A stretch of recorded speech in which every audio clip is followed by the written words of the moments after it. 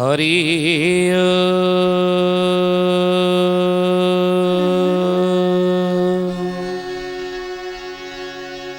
ओम भूर्भुवः स्वः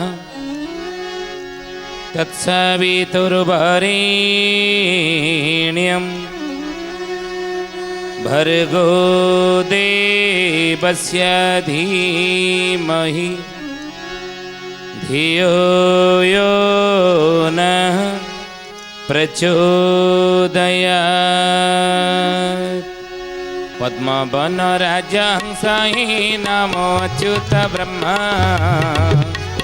चरणी शरणमगोई आओ नमगे हना।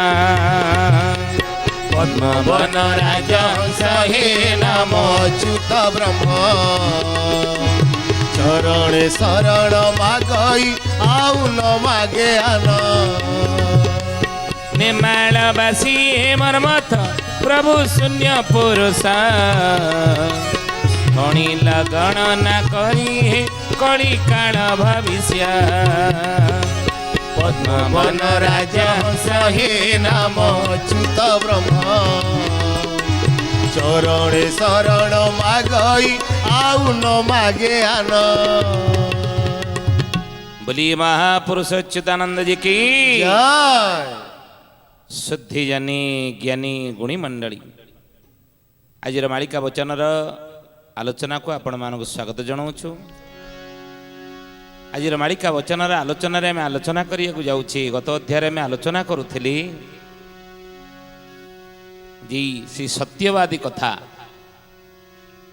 गोपबंधुंकर कथा। ये अन्य जुगर थिले किए पूर्व जन्म कौन थिले महापुरुष कहते गोटे जन्म से ऋष्यशृंग ऋषि। अच्युतानंद मालिकार आलोचना करुँच हे ज्ञानीगुणी मंडली गोपबंधु थे ऋष्यशृंग ऋषि। ये कथा केवल मालिकारु ही आपण प्रमाण पाइबे अन्य कौथरे विषय नाही। तेणु मालिका ही कहब सी थे ऋष्यशृंग ऋषि किए ना गोपबंधु। तो से भाई वैष्णव पाणी कथा आम आलोचना करुले कोटपदार वैष्णव पाणी गल गली शंख सर्प माने प्रबल हेबे चंडीखोल ठारू नियाली पर्यंत नखरार भितर गले नियाली अच्छी सेपटे मध्य चंडीखोलर निकटवर्ती 15 किलोमीटर भितर नियाली गोटे गाँ मध्य रही। महापुरुष कहउचनि बाबूरे सर्प माने सेठारे मध्य प्रबल हेबे गद पद सबु हेब पानी जे से गलगली नामकरण कहीं ये गोटे प्रश्न आसे सी जो स्थानर नाम गलगली कहीं शास्त्रीय प्रमाण कौन थाई पारे न थाई पारे से अलग कथा हे ज्ञानीगुणी मंडली किंतु जनश्रुति जहाँ प्रमाण मिले लोकमुखर जहाँ प्रचारित होईची कौन प्रचारित होईची समय क्रमे जगन्नाथ महाप्रभु विरजा होचन कि विरजा निकट को जाते जाजपुर निवासिनी माँ विरजा अष्टचंडी मानक भीतर जी होचंती ज्येष्ठ। आम बारंबार आलोचना करिछे देवी मानक भीतर श्रेष्ठ होचनी बागदेवी माँ सरला सिंहस्य परिदत दक्ष चरण विभ्राजमान शोभा। माँ सरला हूँ बागदेवी से देवी मानक भीतर श्रेष्ठ किंतु देवी मानक भीतर ज्येष्ठ कहले बड़ कि ना देवी विरजा। आउ विरजा होचन कि अच्युतानंद महापुरुष 64 पटल रे आलोचना करछन विरजा जे अटंदी जे स्वयं दारो ब्रह्म आउ सबु देवी माने नुहंती जे सम। कहले विरजा अटंदी से स्वयं दारु ब्रह्म देवी माँ विरजा होचने स्वयं दारु ब्रह्म स्वरूपिणी चतुर्धामूर्ति दारु ब्रह्म स्वरूप जाजपुर निवासिनी देवी माँ विरजा होचने दारु ब्रह्म स्वरूपिणी। आउरी मध्य कह जायछि विरजास्तु महादेवी विजयस्तत्र भैरव श्रीमंदिर श्रीक्षेत्र रे भैरव स्वयं जगन्नाथ महाप्रभु से भाई जाजपुर आप देखि जमी जगन्नाथ पांजी रही असली खड़ीरत्न पांजी जगन्नाथ प्रचलित असली खड़ीरत्न ତ ସେଇଭଳି ବିରଜାଙ୍କର ମଧ୍ୟ ଗୋଟେ ପାଞ୍ଜି ରହିଛି, ବିରଜା ପାଞ୍ଜି। ତେଣୁ ସେଠାରେ ବିରଜା ହେଉଛନ୍ତି ସ୍ୱୟଂ କିଏ? ସେ ହେଉଛନ୍ତି କିଏ ନା ଭୈରବ। ବିରଜାସ୍ତୁ ମହାଦେବୀ ବିଜୟ ସ୍ତୋତ୍ର ଭୈରବ, ସେ ହେଉଛନ୍ତି ଭୈରବ ସ୍ୱରୂପ। ତେଣୁ ସେଇ ବିରଜାଙ୍କ ନିକଟକୁ ସମୟରେ ଯେତେବେଳେ ଜଗନ୍ନାଥ ମହାପ୍ରଭୁ ଯାଆନ୍ତି, ସମୟକ୍ରମେ ପ୍ରଭୁ ଜଗତ ଗୋସାଇଁ ଜଗତର ନାଥ ଜଗନ୍ନାଥ ଯାଜପୁରକୁ ଯାଆନ୍ତି ମା ବିରଜାଙ୍କ ନିକଟକୁ। ଏବଂ ଯେତେବେଳେ ବିରଜାଙ୍କ ନିକଟକୁ ଯାଆନ୍ତି, ଦେବୀ ମା ବିରଜା ବନ୍ଦାପନା କରନ୍ତି ଜଗନ୍ନାଥ ମହାପ୍ରଭୁଙ୍କୁ। ଜଗନ୍ନାଥ ମହାପ୍ରଭୁଙ୍କୁ ସ୍ୱାଗତ ସତ୍କାର କରନ୍ତି ଦେବୀ ମା ବିରଜା।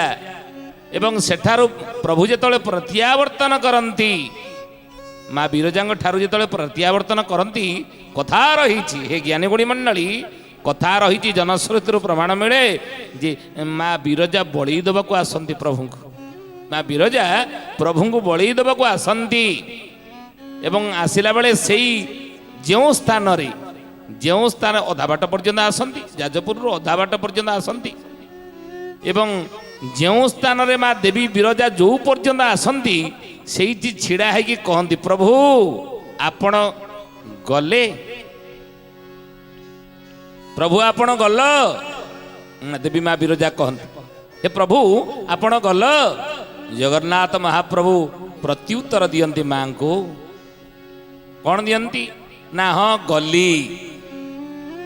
ପ୍ରଭୁ ତୁମେ ଗଲ? ପ୍ରଭୁ କହିବେ ହଁ ମୁଁ ଗଲି। ତେଣୁ ଯେଉଁଠି ଦେବୀ ମା ବିରଜା କହିଲେ ପ୍ରଭୁ ତୁମେ ଗଲ ଏବଂ ପ୍ରଭୁ କହୁଛନ୍ତି ହଁ ମୁଁ ଗଲି, ଗଲି କାହିଁକି ଗଲି ତା ନାଁ ହେଇଛି ସେ ସ୍ଥାନର ନାଁ? ଜନଶ୍ରୁତିରୁ ଏହି ପ୍ରମାଣ ମିଳେ। ଶାସ୍ତ୍ରୀୟ ପ୍ରମାଣ କ'ଣ ଥାଇପାରେ ନପାରେ ସେ ଅଲଗା କଥା, କିନ୍ତୁ ଜନଶ୍ରୁତିରେ ପ୍ରମାଣ ରହିଛି। ମା କହିଲେ ପ୍ରଭୁ ତୁମେ ଗଲ, ପ୍ରଭୁ କହିଲେ ହଁ ମୁଁ ଗଲି। ତ ସେଇଥିପାଇଁ ସେ ସ୍ଥାନର ନାଁ ହେଲା ସେବେଠାରୁ ଗଲି।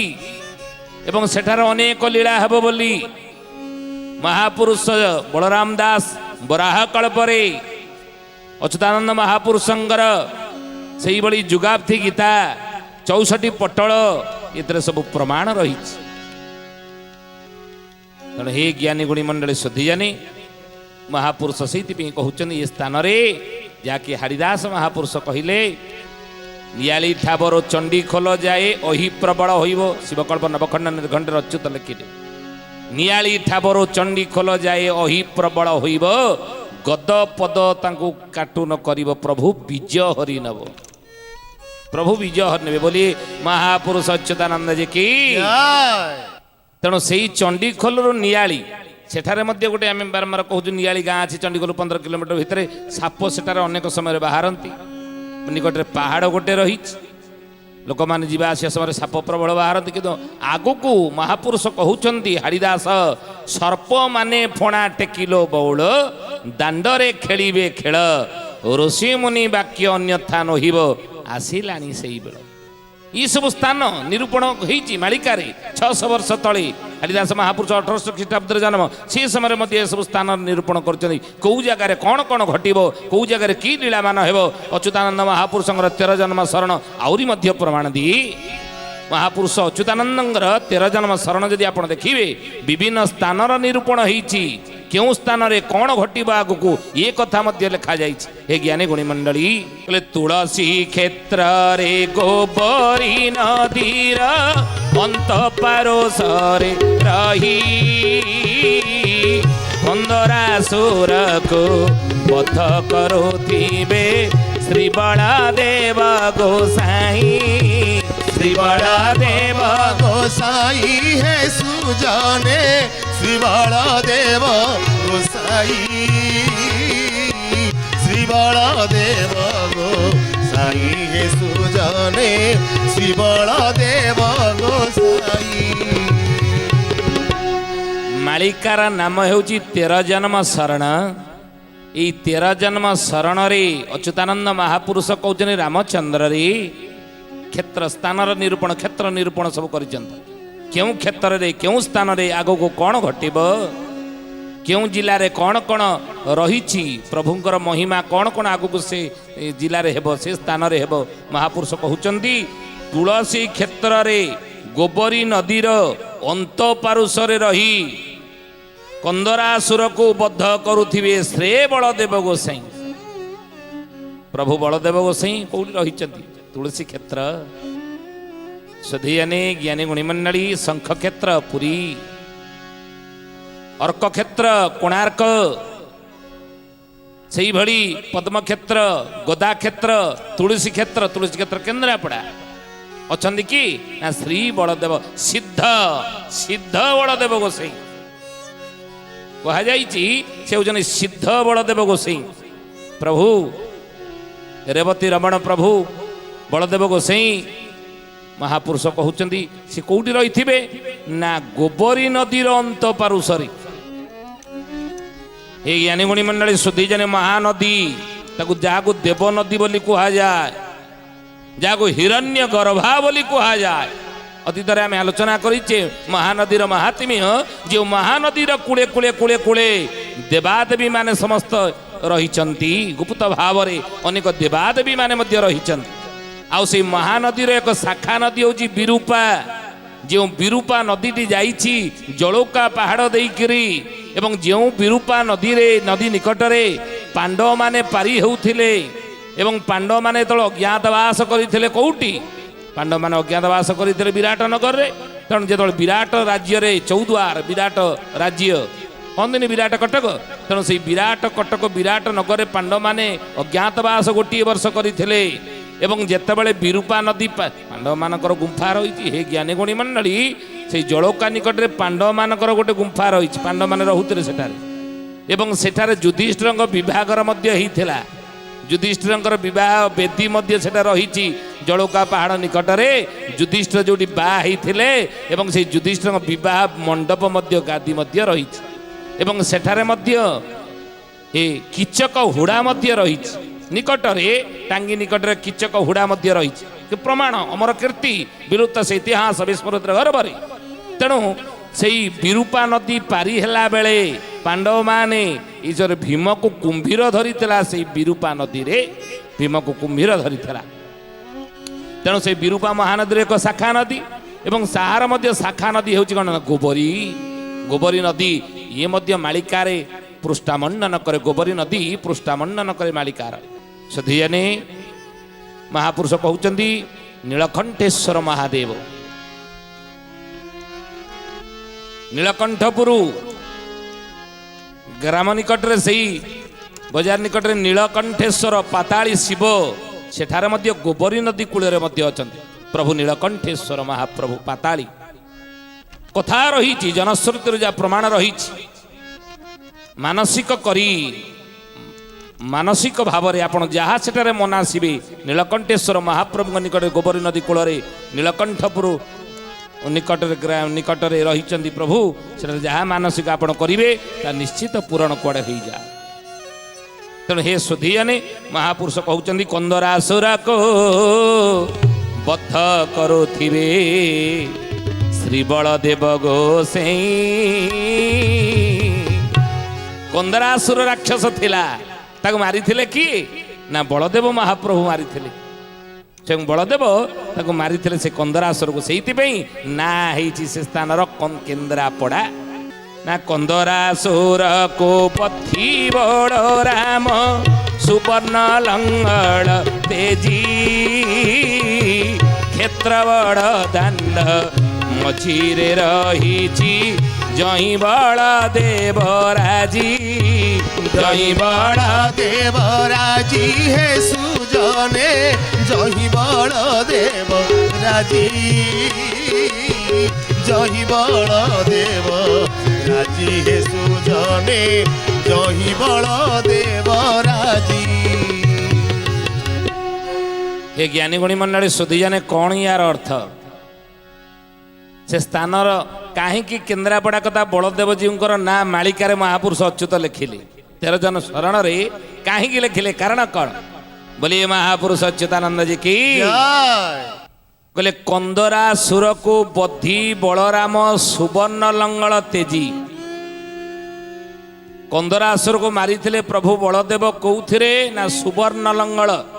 ସୁବର୍ଣ୍ଣ କହିଲେ ସୁନା, ସୁନାର ଲଙ୍ଗଳରେ ବଳଦେବ ମହାପ୍ରଭୁ ମାରିଥିଲେ କନ୍ଦରାସୁରକୁ ଏବଂ ସେହି ସୁବର୍ଣ୍ଣର ଲଙ୍ଗଳକୁ ଅଚ୍ୟୁତାନନ୍ଦ ମହାପୁରୁଷ ମାଳିକାରେ ଆଲୋଚନା କରୁଛନ୍ତି 13 ଜନ୍ମ ଶରଣରେ ଯେ କ୍ଷେତ୍ର ବଡ଼ଦାଣ୍ଡ ମଝିରେ ରହିଛି ଜହିଁ ବଳଦେବ ରାଜି ବିରାଜି। ଯେଉଁଠି ବଳଦେବ ବିରାଜମାନ କରିଛନ୍ତି ସେ ନିର୍ଦ୍ଦିଷ୍ଟ ଏକ ସ୍ଥାନରେ ସେ ସୁବର୍ଣ୍ଣ ଲଙ୍ଗଳ କ'ଣ ରହିଛି ନା ସେଇଠାରେ ହିଁ ଗୁପ୍ତରେ ରହିଛି। ଶ୍ରୀମଦ ଭାଗବତ ମହାପୁରାଣରେ କ'ଣ ଇଏ ସୁବର୍ଣ୍ଣ ଲଙ୍ଗଳ ସୁନା ଲଙ୍ଗଳ ବିଷୟରେ କୋଉଠି ଏ ବିଷୟ ଅଛି ନା? ମହାଭାରତରେ କ'ଣ ଏ ବିଷୟରେ କୋଉଠି ଲେଖାଯାଇଛି ସୁନାର ଲଙ୍ଗଳ କୋଉଠି ଅଛି ନା? ଭାଗବତ ଗୀତା ରାମାୟଣରେ ମଧ୍ୟ ଏ ବିଷୟରେ କୋଉଠି ଲେଖାଯାଇ ନାହିଁ ସୁନାର ଲଙ୍ଗଳ ବଳଦେବଙ୍କର କନ୍ଦରାସୁରକୁ ମାରିକି କୋଉଠି ଥିବ। କିନ୍ତୁ ଅଛି କୋଉଥିରେ ନା ମାଳିକାରେ ଅଛି।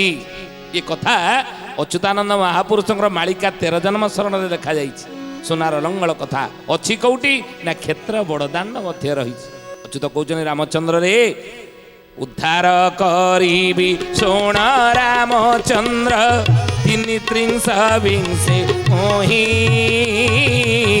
ଦିବ୍ୟ ସିଂହ ଦେବ ରାଜା ହୋଇଥିବ ଦେଖିଲେ ମିତ୍ର ହୁଆଇ ଦେଖିଲେ ମିତ୍ର ହୁଆଇ ହେ ସୁଜନେ ଦେଖିଲେ ମିତ୍ର ହୁଆଇ ଦେଖିଲେ ମିତ୍ର ହୁଆଇ ହେ ସୁଜନେ ଦେଖିଲେ ମିତ୍ର ହୁଆଇ। ସୁଧୀୟନେ ଜ୍ଞାନୀଗୁଣୀ ମଣ୍ଡଳୀ ଧ୍ୟାନ ଦେବେ କଥା ଉପରେ। କହିଲେ ଉଦ୍ଧାର କରିବି ଶୁଣ ରାମଦାସ। ଅଚ୍ୟୁତ କହୁଛନ୍ତି ହେ ରାମଚନ୍ଦ୍ର ସେଇ ଯୋଉ ସୁନାର ଲଙ୍ଗଳ ରହିଛି କ୍ଷେତ୍ର ବଡ଼ଦାଣ୍ଡରେ ତାକୁ ମୁଁ ଉଦ୍ଧାର କରିବି। କେବେ ଉଦ୍ଧାର କରିବି ନା ଯେତେବେଳେ ଜନ୍ମ ପରେ ଜନ୍ମ ମୋର ହବ। ମହାପୁରୁଷ କହୁଛନ୍ତି 13 ଜନ୍ମ 13 ଯୁଗ ପରି ଲାଗେ ମୋତେ ସିନା ରାମଦାସ କିଛି ବାକି ଥିବ 14 ଜନ୍ମେ ଯିବି ମୁଁ ପ୍ରଭୁର ପାଶ। ଯେତେବେଳେ ପଞ୍ଚସଖା ମାନେ ଆମେ ଅବତାର ନେଇଥିବୁ କଳିଯୁଗର ଶେଷ ସମୟରେ ଅନନ୍ତ ଯୁଗ ସମୟରେ କଳିଯୁଗ ଶେଷ ହୋଇଯାଇଥିବ ସତ୍ୟ ଯୁଗର ଆରମ୍ଭ ହୋଇଯାଇଥିବ ଇଏ ମଧ୍ୟବର୍ତ୍ତୀ ସମୟ ସନ୍ଧିକାଳ ଇଏ ସନ୍ଧି ସମୟରେ ଆମେ ପଞ୍ଚସଖା ମାନେ ଜନ୍ମ ହେଇଥିବୁ ଏବଂ ଜନ୍ମ ହେଇଥିବା ସମୟରେ ମୁଁ ଉଦ୍ଧାର କରିବି। ଅଚ୍ୟୁତ କହୁଛନ୍ତି ରାମରେ ସେଇ ସୁନାର ଲଙ୍ଗଳକୁ ମୁଁ ଉଦ୍ଧାର କରିବି। କେବେ ନା 33 ମୋହି। ଧ୍ୟାନ ଦେବେ କଥା ଉପରେ। 33 କହିଲେ 30 33 କହିଲେ 33 ବିଂଶ କହିଲେ 20 ଆକୁ ହିସାବ କରିବେ। ଯୋଉ ସମୟ ହେବ ଆମେ କହିଛୁ ବାରମ୍ବାର ସାଲ ମସିହା ଗୁପ୍ତ ହେବ କେବଳ ଅଙ୍କ ଭୋଗ ହେବ। ତେଣୁ ସେଇ ସମୟରେ ମୁଁ ଉଦ୍ଧାର କରିବି ସେ ସୁନା ଲଙ୍ଗଳକୁ। ଆଗକୁ ଘଟିବ ଏ ଲୀଳା। ଆଉ ଦିବ୍ୟ ସିଂହ ଦେବ ରାଜା ହୋଇଥିବ। ସେତେବେଳେ ରାଜା କିଏ ଥିବ ନା ଦିବ୍ୟ ସିଂହ ଦେବ ରାଜା ହୋଇଥିବ ଦେଖିଲେ ମିତ୍ର ହୁଏ। ଅଚ୍ୟୁତ କହୁଛନ୍ତି ରାମଚନ୍ଦ୍ରରେ ରାଜା ସେତେବେଳେ ଶ୍ରୀକ୍ଷେତ୍ରରେ ଥିବେ କି ନା ଗଜପତି ମହାରାଜ ଦିବ୍ୟ ସିଂହ ଦେବ ରାଜା ଭାବରେ ଉତ୍କଳ ସିଂହାସନରେ ଆରୋହଣ କରିଥିବେ। କିନ୍ତୁ ଦିବ୍ୟ ସିଂହ ରାଜା ଥିବ ତାର ଶାସନ ଥିବ। ସେ ରାଜା ଥିବ ତାଙ୍କ ଶାସନ ନଥିବ। କିନ୍ତୁ ସେଇ ଦିବ୍ୟ ସିଂହ ଯେତେବେଳେ ତାଙ୍କ ସହିତ ମୋର ଭେଟ ହବ ସେତେବେଳେ ସେ ମିତ୍ର ହେଇଯିବେ। ସେ ମୋର ମିତ୍ର ହେବେ। କାରଣ ମାଳିକାରେ ମଧ୍ୟ ଆଲୋଚନା ହେଇଛି ଶିଶୁ ଅନନ୍ତ ମାଳିକାର ନାମ ହେଉଛି ପଟ୍ଟାମଡ଼ାଣ। ଏଇଥିରେ ସେ ଲେଖିଛନ୍ତି କହିଲେ ଦିବ୍ୟ ସିଂହ ସଙ୍ଗେ ମୈତ୍ର ବସିବ ଗୁପ୍ତ ଭାବରେ ଯେହୋ ଜାଣିବୁ ଅଚ୍ୟୁତ ଅଟନ୍ତି ସେହି ମନେ ରଖିଥିବୁ ତହୁଁ ମନେ ରଖିଥିବୁ ତହୁଁ ହେ ସୁଜନେ ମନେ ରଖିଥିବୁ ତହୁଁ ମନେ ରଖିଥିବୁ ତହୁଁ ହେ ସୁଜନେ ମନେ ରଖିଥିବୁ ତହୁଁ। ଦିବ୍ୟ ସିଂହ ସଙ୍ଗେ ମୈତ୍ର ଲଭିବ ଗୁପ୍ତ ଭାବରେ ଯାଉଁ। କହିଲେ ଗଜପତି ମହାରାଜ ହେ ରାମଚନ୍ଦ୍ର ଗଜପତି ମହାରାଜ ଦିବ୍ୟ ସିଂହ ସହିତ ଗୁପ୍ତ ଭାବରେ ମୈତ୍ର ମୋର ହବ କଳିଯୁଗ ଶେଷ ବେଳେ। ଏ କଥା ଶିଶୁ ଅନନ୍ତ ଶିଷ୍ୟ ବାରଙ୍ଗ ଆଗରେ କହୁଛନ୍ତି। ମାଳିକାର ନାମ ପଟ୍ଟାମଡ଼ାଣ। କହିଲେ ଦିବ୍ୟ ସିଂହ ସଙ୍ଗେ ମୈତ୍ର ଲଭିବ ଗୁପ୍ତ ଭାବରେ ଯାଉଁ। ଗୁପ୍ତ ଭାବରେ ଯିଏ ମୈତ୍ର ହବ ଜାଣିବୁ ଅଚ୍ୟୁତ ଅଟନ୍ତି ସେଇ ମନେ ରଖିଥିବୁ ତ ଜାଣିବୁ ସେ ହେଉଛନ୍ତି ଅଚ୍ୟୁତ। ଏ କଥା ଆପଣମାନେ ମଧ୍ୟ ମନେ ରଖନ୍ତୁ। ହେ ଜ୍ଞାନୀ ଗୁଣୀ ମଣ୍ଡଳୀ, ମହାପୁରୁଷ ଯେଉଁ ଶେଷ ଅବତାରରେ ଜନ୍ମ ନେବେ ଆଉ ସେ ଦିବ୍ୟ ସିଂହ ସଙ୍ଗରେ ତାଙ୍କର ମୈତ୍ର ହେଇଥିବ, ଦିବ୍ୟ ସିଂହ ସହିତ ତାଙ୍କର ସମ୍ପର୍କ ଥିବ ଗଜପତି ମହାରାଜାଙ୍କ ସହିତ, ଯିଏକି ମହାପୁରୁଷ କହୁଛନ୍ତି ସେ ହେଉଛନ୍ତି ସ୍ୱୟଂ ଚଳନ୍ତି ବିଷ୍ଣୁ ସ୍ୱୟଂ ଗଜପତି ରାଜା, ତାଙ୍କ ସହିତ ଏ ମୈତ୍ର ଥିବେ। ତେଣୁ ଆପଣ ଖୋଜନ୍ତୁ ଅଚ୍ୟୁତ କିଏ, ଚିହ୍ନନ୍ତୁ ସେ ଅଚ୍ୟୁତ କିଏ, ଯିଏକି ଦିବ୍ୟ ସିଂହ ସହିତ ସମ୍ପର୍କ ତାଙ୍କର ଥିବ ଏ ସମୟରେ ମଧ୍ୟ। ଜ୍ଞାନୀ ଗୁଣୀ ମଣ୍ଡଳୀ ଆହୁରି ମଧ୍ୟ ଲେଖା ଅଛି ସେ ଯେଉଁ ସୁନାର ଲଙ୍ଗଳକୁ, ସେ ସୁନାର ଯେଉଁ ଲଙ୍ଗଳଟି କ୍ଷେତ୍ର ବଡ଼ଦାଣ୍ଡେ ରହିଛି ବଳଦେବଙ୍କର, ଏବଂ ସେଟାକୁ କେତେବେଳେ ମହାପୁରୁଷ ଉଦ୍ଧାର କରିବେ ଅଚ୍ୟୁତ? କ'ଣ ଲୋକମାନଙ୍କୁ ଏକାଠି କରି ଉଦ୍ଧାର କରିବେ? କେଉଁ ମୁହୂର୍ତ୍ତରେ କେଉଁ ସମୟରେ କେଉଁ ସମୟରେ ସେ ଉଦ୍ଧାର କରିବେ, କେତେବେଳେ ଉଦ୍ଧାର କରିବେ? ଆସନ୍ତା ଅଧ୍ୟାୟରେ ଏ ବିଷୟ ଆମେ ଆଲୋଚନା କରିବା। ଆଜି ତ ସମୟ ହେଇଛି ବାଣୀକି ବିରାମ ଦେବା, ପ୍ରଭୁଙ୍କର ନାମ ନେଇ ପୁଣି ଆସନ୍ତା ଅଧ୍ୟାୟରେ ଭେଟ ହେବା। କିନ୍ତୁ ତା ପୂର୍ବରୁ ଜଣେ ଭକ୍ତର ନାଁ କହିବା। କିଏ ସେ ଭକ୍ତ, କ'ଣ ତାର ନାଁ, କୋଉଠି ତାର ଜନ୍ମ?